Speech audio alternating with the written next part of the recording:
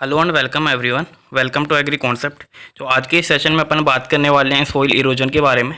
तो soil erosion में अपन क्या क्या देखेंगे, इसमें अपन देखने वाले हैं जो इसका इंट्रोडक्शन है वो वाला पार्ट देखेंगे, और उसके बाद में जो इसके टाइप्स है जैसे वाटर इरोजन हुआ या फिर विंड इरोजन हुआ, उनके बारे में पढ़ेंगे डिटेल में। और उसके बाद में पढ़ेंगे इसके जो कंट्रोल मेजर्स है, वहाँ से भी कई बार जो हमारा एग्जाम है वहाँ से क्वेश्चन आते रहते हैं। तो सबसे पहले अपन देख लेते हैं सॉइल इरोजन की जो डेफिनेशन है वो क्या दी हुई है, उसको देख लेते हैं। तो सबसे पहले यहाँ पे इरोजन की सॉइल इरोजन की जो डेफिनेशन है, इन्होंने बताया कि सॉइल इरोजन होता क्या है, एक्चुअली इसका मतलब क्या होता है। तो soil erosion is the detachment and transfer and deposition of soil particles on land surface as termed as loss of soil measured as mass per unit area. अब यहाँ पे आपको क्या क्या चीज़ समझ में आई। सोइल इरोजन का मतलब होता है जैसे ये सोइल का पार्टिकल है, ये मान लो 4 पार्टिकल, यहाँ से ये एक पार्टिकल जो है क्या करना है, ये वाला जो पार्टिकल है इसको अपन ने यहाँ से रिमूव करके ये यहाँ आ गया।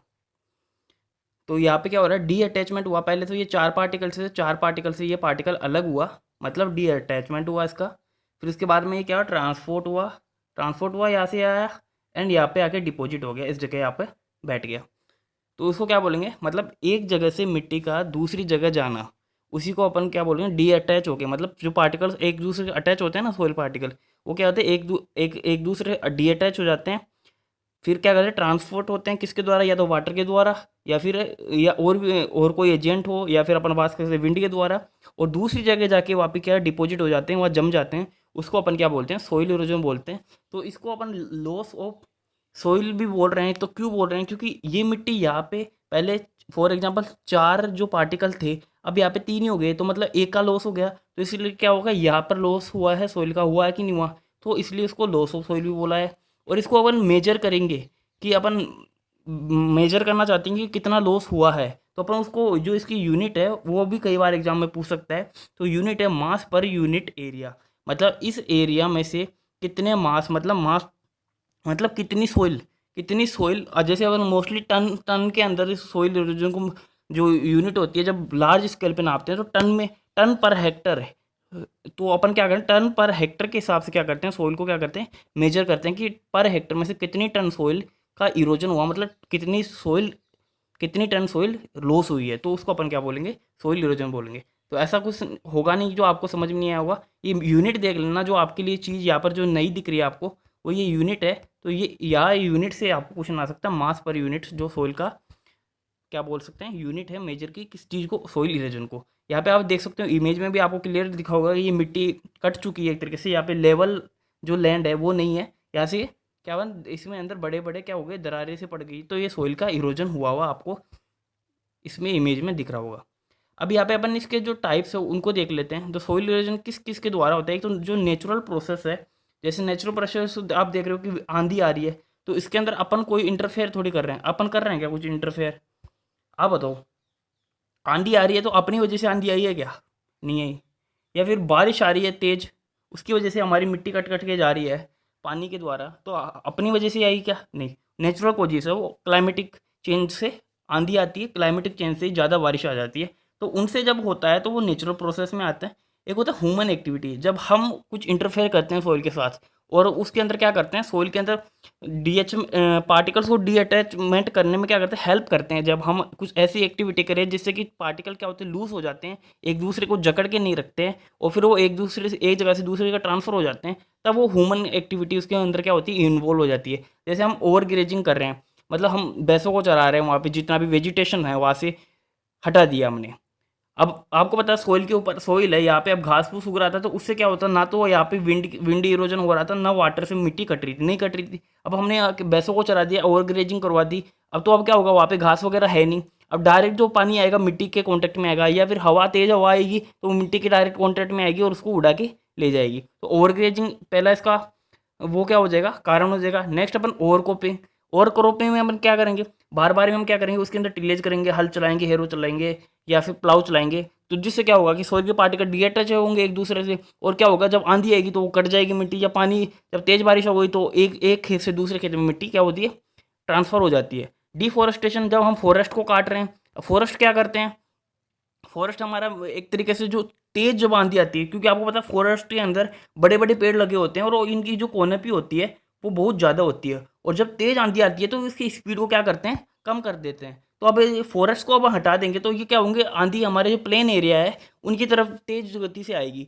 पहले जो फॉरेस्ट से तो इतनी तेज गति से नहीं आ रही थी, क्योंकि फॉरेस्ट ने की जो गति थी, जो स्पीड थी, उसको कम कर दिया था। अब क्या होगा, ये तेज स्पीड से आएंगे तो इससे क्या करेगा, जो हमारे प्लेन एरिया है तो वहाँ पे क्या करेगी, ये मिट्टी वहाँ से उठाएगी और दूसरी जगह उसको ले जाएगी, जिससे क्या होगा, सोइल इरोजन होगा। तो इसके अंदर हम इन्वॉल्व, क्योंकि हम ही पेड़ों को काटते हैं, हम ही भैंसों को चराते हैं, और हम ही क्या करते हैं, ओवर क्रॉपिंग करते हैं, बार बार क्या करते हैं, वहाँ पे टिलेज वगैरह जो हमारी फील्ड है उसमें करते हैं। तो ये ह्यूमन एक्टिविटीज़ के कारण ये है, और जब नेचुरल प्रोसेस है उसका कारण वाटर और विंड होने वाला है।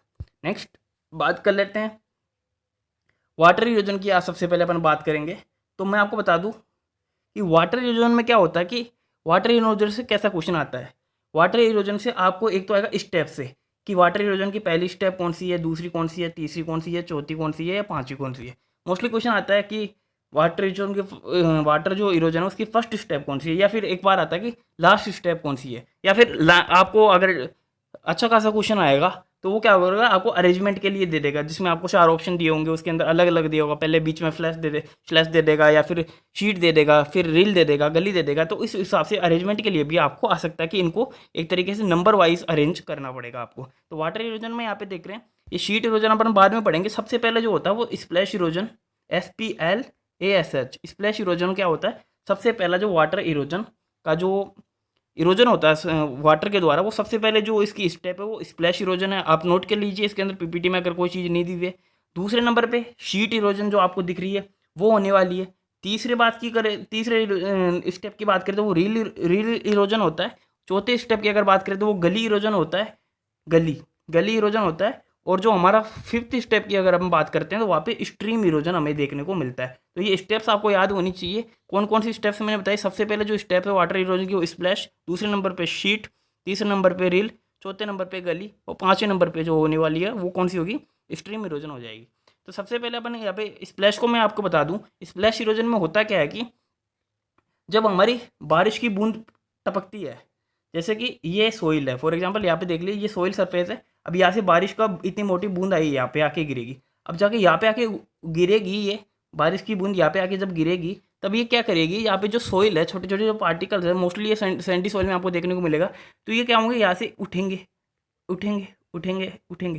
तेज तेज जब बूंद पड़ेगी ऊपर, आप पानी डालना एक बार सोइल के ऊपर, मोटी सी बूंद लेना, वो डालना। अगर आपके पास सैंडी सोइल है तो क्या होगा, छोटे छोटे पार्टिकल्स क्या हो गए, आपके पैर के चिपक जाते हैं। जब बारिश आती है आप खड़े रहते हो बाहर, या हल्की हल्की फुल्की बारिश भी आ रही तो आपको पैरों पे दिखती होगी, आपको डॉट डॉट डॉट डॉट मिट्टी के लग जाते हैं। तो वो क्या है, वो सबसे पहले जो इरोजन हुआ वो स्प्लैश इरोजन हुआ है, जो कि यहाँ से जो क्या होता है कि जो पार्टिकल्स होते हैं, जो मतलब एक दूसरे पार्टिकल पे यहाँ से उछल के थोड़ी सी दूर यहाँ पे आके गिर जाता है, थोड़ी सी दूर यहाँ पे आके गिर जाता है, मतलब थोड़े से एरिया के अंदर ये इरोजन होता है। सबसे पहले ये स्टेप आपको देखने को मिलेगी जो कि रेन ड्रॉप के कारण होती है। और जो रेन ड्रॉप की जब साइज कितनी होती है, वो साइज होती है स्प्लैश इरोजन के अंदर 5 मिलीमीटर की।